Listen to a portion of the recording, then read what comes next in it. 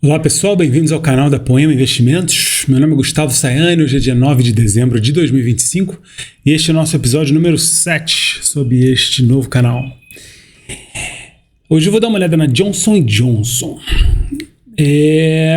Dando só uma recapitulada aqui, nós estamos no fim deste ano e a essa altura do campeonato eu dei uma olhada no mínimo nas empresas brasileiras da Bolsa que eu poderia olhar, né? Existem algumas do setor financeiro, bancos e tal, que eu não me sinto confiante para fazer uma análise, às vezes eu nem olho, tá? Enfim, os motivos depois já foram comentados no outro canal que eu tinha e tal, que eu tô colocando de novo aqui os vídeos. E tendo digamos assim, né, acabado essas empresas e tal, agora eu tenho olhado mais para as empresas estrangeiras que têm BDRs, né, ou seja, que são negociadas no Brasil também. A gente pode comprar, digamos, ações delas.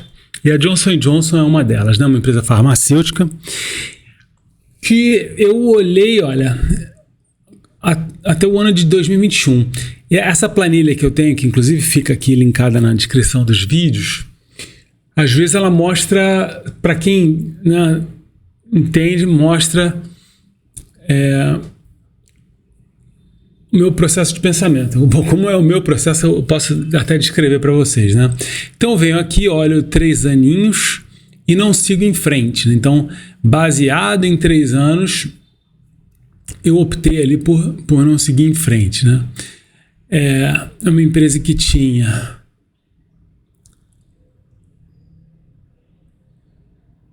uma dívida bruta sobre patrimônio líquido de 0,46 e um passivo sobre o patrimônio líquido de 1,46. Trocando em miúdos, a princípio, sem muito problema aqui. Liquidez corrente, 1,35.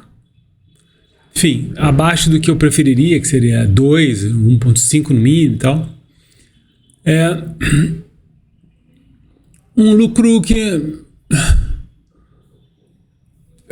Uma coisa aqui que ele estava divergente bastante do fluxo de caixa livre, né? Então aqui na média a gente vai ter o quê? Uns 16 bilhões de dólares de lucro e o fluxo de caixa livre, ó, 17 mais 15, 32, 34, uns 11, né, de fluxo de caixa livre aqui, comparados com uma dívida de 33, não é o fim do mundo, acho que está dentro aí de um aceitável.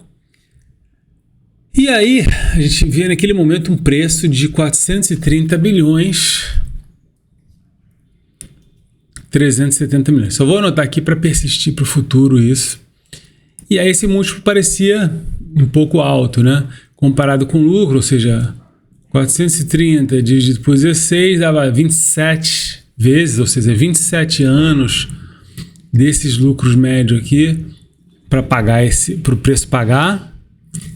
E esse múltiplo seria ainda mais alto, né? O que valeria dizer assim, bom, se o futuro da Johnson & Johnson ficasse como foi esses 3 anos, nós precisaríamos de 27 anos, né, para ter um chamado break-even, né, para empatar o nosso investimento. E aí, enfim, aí que certamente eu deixei quietinho e parei por ali a Johnson & Johnson. E notem, né, que eu só fui voltar agora. Realmente eu deixei bem de lado as estrangeiras. E vou te falar, né, de lá para cá, não vou dizer que todas, mas você pega o S&P, né, subiu bastante, né? Se eu tivesse investido no S&P, talvez tivesse tido um resultado até melhor do que eu tive investindo ativamente, não passivamente, tá?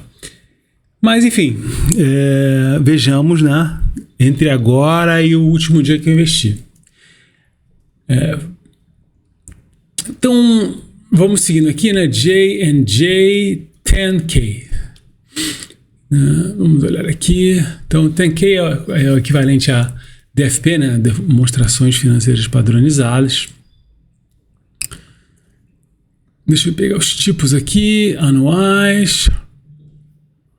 Temos aqui o anual, vou pegar em PDF. Eu sempre coloco aqui Supplementary Data, porque funciona, sei lá. E chegamos aqui no balanço. Então, 2024. Então, temos aqui o patrimônio líquido, olha, 71 bilhões 490.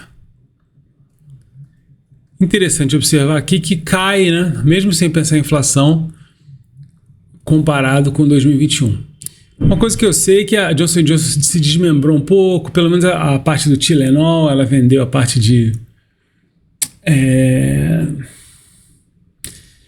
Eu não sei como é que eles chamam isso, mas tipo cotonete, band-aid, esse tipo de coisa, e ficou mais com a parte de farmacêutico mais pesado, enfim. Teve um movimento aí que eu não entendo bem, mas eu sei que isso aconteceu. Já que está do lado, vou pegar o patrimônio do ano anterior aqui, 2023. 68 bilhões 774. Eu vou ignorar por hora o balanço de 2022, que não está aqui. Vou voltar aqui para 2024, parece um pouco um processo maluco, mas a ordem aqui de coletar isso não altera o produto, né? Então, vejamos aqui, olha. Passivo, tá aqui, olha. Passivo total, 108 bilhões 614. Então, com o tempo, só de bater o olho aqui, ó, 108 versus 71, já dá para saber assim, bom, não tá ok, né? Não tá insano, não tá completamente maluco e tal.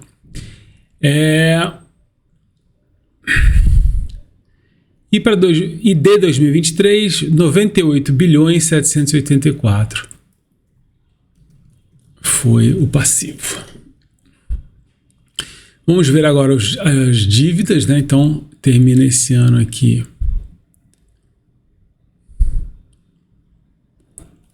com 5 bilhões 983 mais 30 bilhões 651. 36.664. Notem que a dívida não sobe muito também, comparada com a última vez que eu anotei. Vamos ver 2023, a parte corrente, né, de curto prazo, 3 bilhões 451 e de longo 25 bilhões 881. Então ela deu uma subida boa aqui ano a ano. Notem que ela está mais ou menos aqui nos mesmos patamares que elas estavam em 2021, 2020 ali. Nada muito fora. Vou ver a liquidez corrente só de 2024. Por que de 2020? A liquidez corrente dá a expectativa de solvência para o ano seguinte, vamos dizer assim. E se ela chegou em 2024, né, então é tão importante ver. Vou ver só de 2024. Então, olha, ativos correntes, 55 bilhões 893, dividir isso pelo passivo corrente, 50.321, 1.11, é abaixo ali. Uma outra maneira de ver é olhando quanto tem de estoque, aqui tem 12 bilhões, né? Então 55 menos 12, 43, é menos do que o passivo. Enfim, não tem aquela cara linda não, né? Vamos ver aqui agora parte de resultados, né? Então, olha, vendas, ou seja, receita, né? 88 bilhões 821. 2023, vendas, 85 bilhões 159. 2022, 79 bilhões 990. Então tem uma queda grande aqui, né? Não me surpreenderia se aqui tivesse tido um desmembramento, né, da Johnson & Johnson, porque cai aqui e depois volta a subir, coisa e tal. Enfim, vejamos aqui.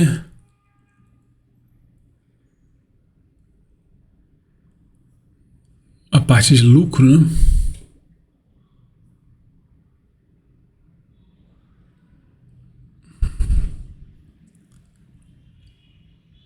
Eu vou usar aqui o lucro abrangente, né?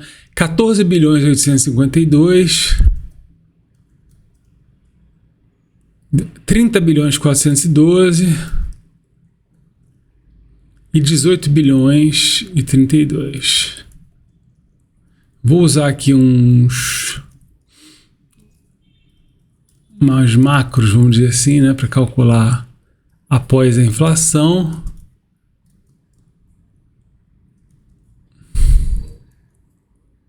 E é notável aqui que ela sobe, depois tem um ano pior dessa série de 6 anos aqui no ano passado.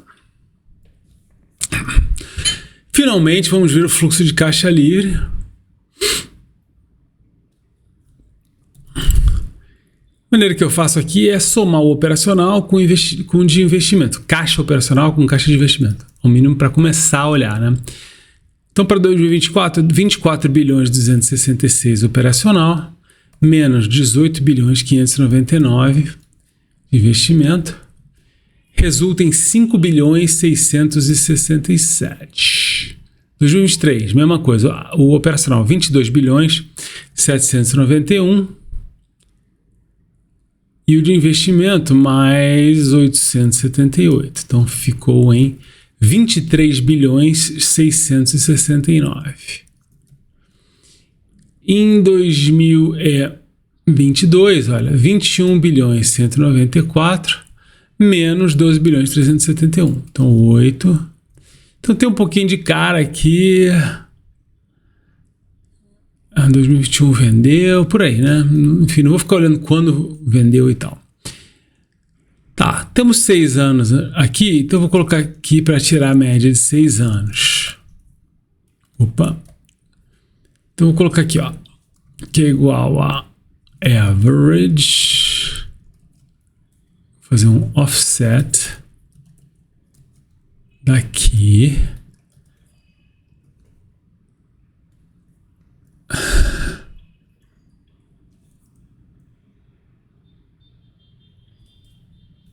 Esse aqui é o fluxo de caixa livre ajustado pela inflação médio, só que eu ainda não fiz as médias aqui. Vou fazer agora, ó. Feito isso, olha, nos últimos 6 anos a média de lucro foi 20 bilhões 838 e de fluxo de caixa livre foi 13 bilhões 429. Ela tem uma dívida de 36 bilhões. Então, se fosse usar o lucro, um ano, quase 2 anos, né, para pagar a dívida, e se fosse usar o fluxo de caixa livre, quase 3. Sob ambos os pontos de vista, o endividamento da Johnson & Johnson não está descontrolado. Tá? Achamos empresas com menos dívida e tal, e em tese é preferível, né? Com um pouco menos de dívida, mas não vejo aqui uma empresa a perigo de modo algum. Vejamos o preço dela hoje em dia, né? Então, J&J, Market Cap e Yahoo Finance.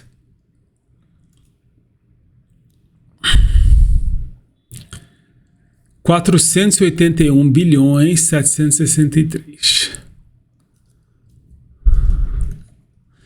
Notem que não subiu grandes coisas em 3, 4 anos.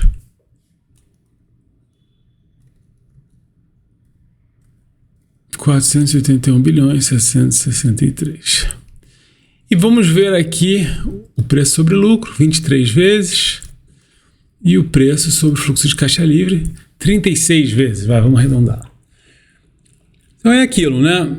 No Brasil, nós estamos vendo um punhado de empresas, umas 10, até um número bem razoável de empresas com múltiplos muito abaixo disso, né? A gente vê a empresa custando 4 anos dos seus resultados, às vezes 3, certamente algumas a 6, 7, 8, um punhado. Nós não precisamos de mais do que 3, de mais do que 2 às vezes, né?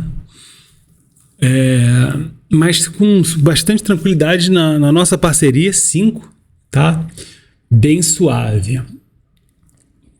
Com vários outros, né, detalhes. Baixo endividamento, toda uma margem de segurança de olhar para a empresa, né? Para poder fazer isso, né? Não é pegar qualquer uma só porque está um preço sobre lucro e tal, não. Tem que ver outras coisas e tal.